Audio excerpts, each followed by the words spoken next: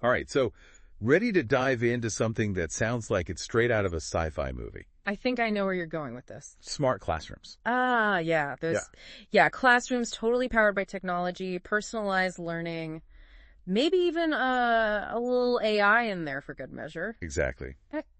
We're going to break it all down for you today, drawing on Jörg-Owe essay, The Rise of the Smart Classroom in the Digital and AI Ecosystem. And it's interesting, the idea of smart classrooms, it sounds so futuristic. It does. But Schneeplatt actually points out that using AI in education, this concept goes all the way back to the 1970s. I was going to say, that's not a new concept. No, not at all. Yeah. But as you can imagine, things didn't really start taking off until pretty recently. Right, and like so many things in education, the COVID-19 pandemic really accelerated the adoption of all these technologies. Oh, absolutely. Think about your own experience. Like, did you suddenly find yourself thrust into this world of online learning? Oh, yeah. It was a crash course for everyone. Big time. But it also kind of highlighted just how powerful technology can be in education. Absolutely. And, Schneeplatt's essay really gets into the nitty-gritty. Like, what are the components that actually make up a smart classroom? And we're not just talking about computers in the classroom here. Yeah. We're talking interactive displays that replace those old chalkboards, digital devices like Chromebooks. Schneeplatt highlights those because of how affordable they are. Okay. Yeah. And then sophisticated learning management systems. The LMS. Yeah, exactly. Things like Google Classroom and Canvas. I was just picturing like one of those giant touch screens where you can zoom in on maps, draw diagrams. It just seems so much more engaging than staring at a static picture in a textbook. Oh, absolutely. But what really intrigues me is this idea of adaptive learning software, like a software that can actually tailor the curriculum to each student's individual needs. Is that something Schneeplatt touches on at all? Yeah, and he goes beyond just describing it. He actually emphasizes why it's important. He argues that adaptive learning software can pinpoint a student's strengths and weaknesses and then adjust the learning path accordingly.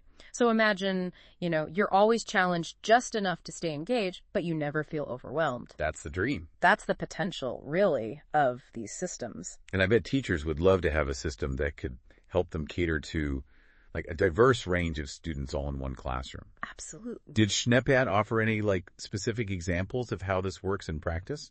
He focuses more on the overall impact, but one example that he uses is how these systems can help students who are struggling to catch up while also giving enrichment activities to students who are ahead. Right. And he points out that this wouldn't even be possible without the data analytics of these systems. Because it's constantly tracking their progress. Exactly. Think about it. The LMS can track how each student is interacting with the material, pinpoint where they're excelling or struggling, and then provide personalized feedback or adjust the difficulty level. Yeah, that's amazing. It's like a level of data-driven instruction that you just couldn't even imagine before these technologies came along. No, it's incredible. And, it makes you wonder how much more effective learning could be if it was always tailored to your needs. Absolutely. And it's not just about academic performance, right? No. Schneeplatt also talks about how smart classrooms can actually promote inclusivity and accessibility for all learners. Yes, and this is a key point he emphasizes. Okay. For students with disabilities, smart classrooms can offer a level of support that just wasn't there before. Yeah. He mentions assistive technologies like text-to-speech software, screen readers that make learning accessible to students who might have visual or auditory impairments. That's huge because that creates a much more equitable learning environment for everybody. Yes. But, I also wonder if he addresses any of the downsides or the challenges associated with these smart classrooms. It can't all be perfect. Right. You're absolutely right. He actually dedicates a good chunk of the essay to outlining some of these challenges. Okay. And one of the biggest ones he highlights is the digital divide. Of course. Where unequal access to technology can just make existing inequalities even worse, right? Right. And he stresses that there needs to be equitable access for all students, no matter their background, no matter their socioeconomic status, to ensure that everybody benefits from smart classrooms. That's a good point. And I'm also curious about what he has to say about the potential for, over-reliance on technology. Mm-hmm. Is there a risk that students might lose, crucial critical thinking skills, or become too dependent on these systems? It's a valid concern, and Schneeplatt doesn't shy away from it. Okay. He acknowledges that while technology can be a powerful tool for learning, Yeah. it's not a replacement for good teaching. Right. And it's not a replacement for developing those essential skills. Like critical thinking and problem solving. Exactly. So it's all about finding that balance. Yes. Using technology to enhance and enrich the learning experience, but not losing sight of those fundamental goals of education. Absolutely. And he also dives into the ethical implications Oh, interesting. of using AI in education. Okay. How do we make sure that these systems are used fairly? How do we protect student data and privacy? That's a big one. These are big questions, important questions that he really urges us to consider. Yeah, it sounds like there's a lot to unpack when it comes to those ethical considerations surrounding AI in education. Maybe we can delve into that a little deeper later on. Absolutely. But first, I want to hear more about the specific ways that smart classrooms are impacting educational practices. Okay. It's one thing to have all this cool technology, Right. but how are they actually being used to transform teaching and learning? Yeah, that's a great question. And Schnepphat tackles it head on. He argues that smart classrooms are not just about adding gadgets to what we already do. Okay. They have the potential to fundamentally shift how we approach teaching and learning. Okay, I'm all ears. What kind of shifts is he talking about? He mentions the adoption of innovative methodologies Right. like project-based learning, flipped classrooms, even gamification. Uh-huh. These approaches use technology to make learning more engaging, more interactive, and more student-centered. Right. So, for example, think about how games can be used to teach really complex concepts in a fun and engaging way. Yeah. Or imagine a flipped classroom Yeah. where students watch lectures at home and then use class time for, hands-on activities or projects. Collaborative projects, yeah. Exactly. And I can definitely see how those approaches would appeal to students today, they're so used to interacting with technology in pretty much every part of their lives. Absolutely. But what about the role of the teacher in all of this? Yeah. Does Schnepphat see technology as replacing teachers or simply changing their role? He makes it very clear that technology is not meant to replace teachers at all. Okay. It's about empowering them to become even more effective at what they do. Right. He kind of envisions teachers as mentors, as guides, helping students navigate this new world of learning and developing the skills that they need to succeed. The skills for the 21st century. Exactly. Yeah, that makes a lot of sense. Yeah. So the teacher's role is becoming less about delivering information and more about guiding students through this personalized and interactive learning experience. Yes. And I like that.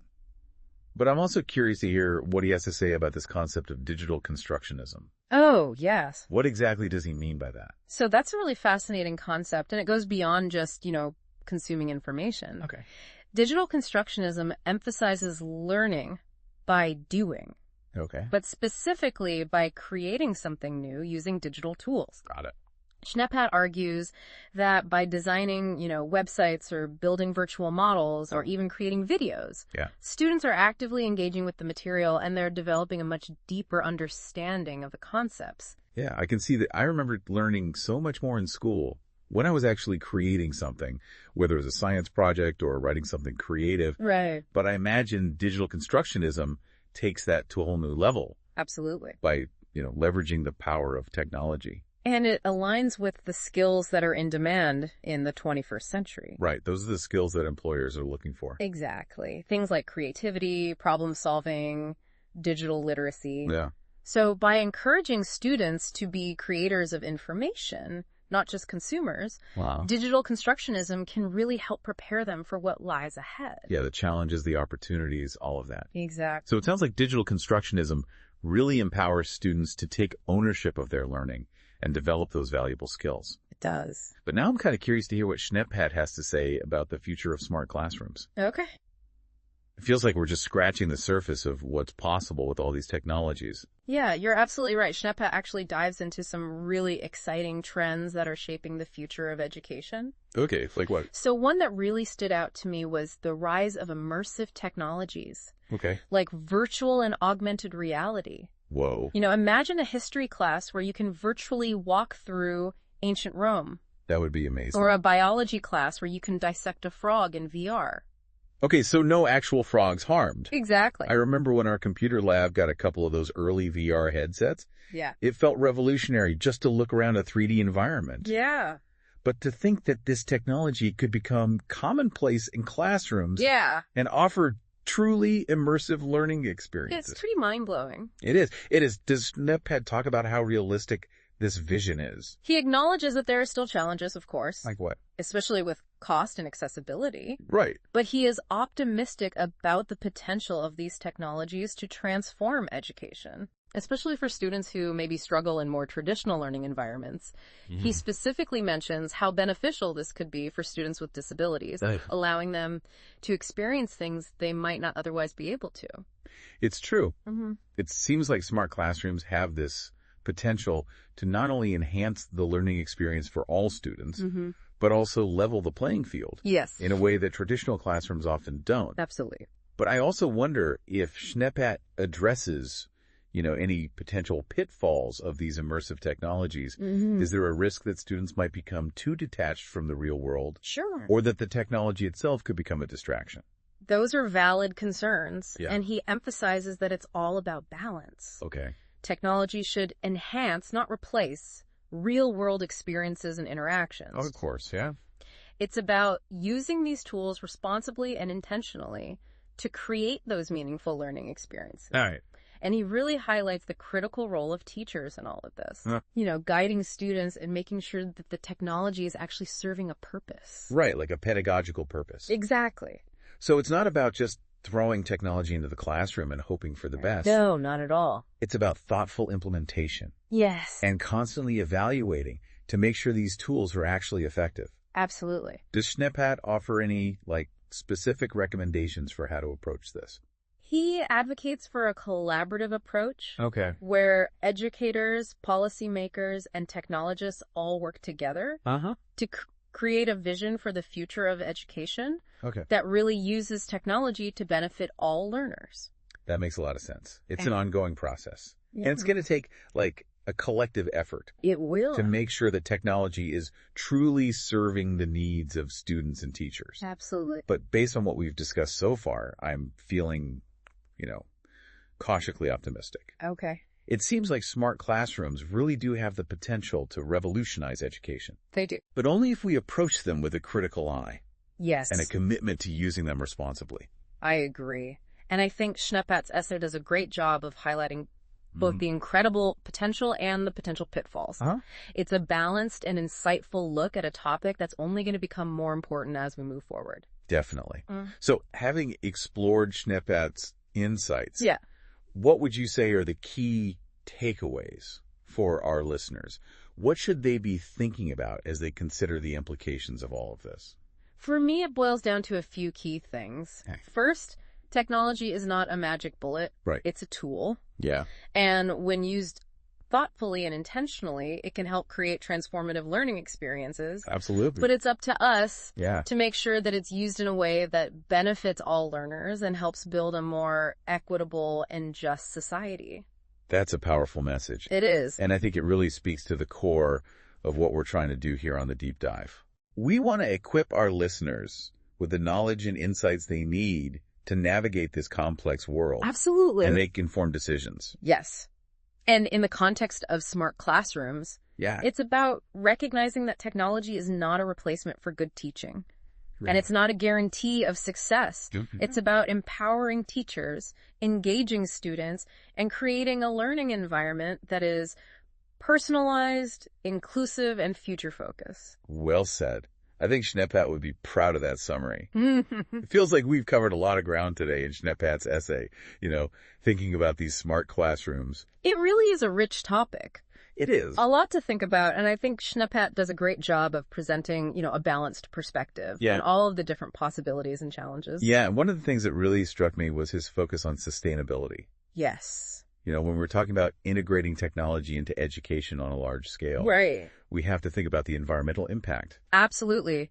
We need to make sure that we're using energy-efficient technology Right. and that we're getting rid of old equipment responsibly. Yeah. Schneppatz even talks about how we need to build sustainability into what we teach, Okay. helping students become, informed and responsible citizens. Right, because we are facing climate change. Exactly. So it's not just about using technology in a sustainable way. Right. It's also about using it to educate students about sustainability. Yes. and empower them to be part of the solution. Absolutely. And, you mentioned empowering students. Yeah. And one thing that really stuck with me from Schneppat's essay was his discussion of the role of teachers.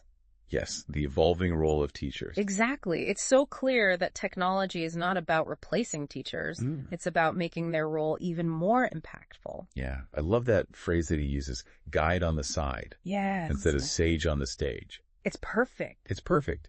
It captures that shift. It does. Where teachers are becoming facilitators, mentors, coaches. Yes. Guiding students on these personalized learning journeys. And to do that well, yes, teachers need training and support. Right. And Schneppat really stresses that professional development that focuses on using technology effectively. Yes. And also fostering those 21st century skills. Right. The collaboration, critical thinking, problem solving. Exactly. Sounds like a huge task. It is. But also incredibly exciting. Absolutely. It's about giving teachers the tools and knowledge they need to really thrive in this changing educational world. And that's where the research and development that Schneppat talks about comes in. Yes. We have to constantly evaluate if these technologies are working. Right. And change our approaches based on what we learn. We have to be flexible. Exactly. It's a conversation, really. It is. That involves educators, policymakers, technologists. We all have a role to play. Exactly. And that brings us back to the question that you posed earlier. What are those essential skills and knowledge that learners will need to thrive in this new landscape? Exactly. It's a question that doesn't have an easy answer. No, it doesn't. But it's a question that we all need to be considering. We do. Because as Schneppat's essay makes very clear, technology is changing education. It really is. At an incredible pace. Yes. And it's up to us to make sure that this change is good for everyone. That's the goal. Well, I think that brings us to the end of our deep dive into the world of smart classrooms. It does. We hope you found this exploration of Jörg-Owe Schneppat's work to be helpful. Yes, and thought-provoking. And if you want to learn more, you can always check out our show notes. Yes, we'll have a link to his essay there and all the other resources we talked about. Thank you so much for joining us on the deep dive. We'll be back soon with another deep dive into a topic that's shaping our world. Until then, keep learning, keep exploring, and keep those questions coming.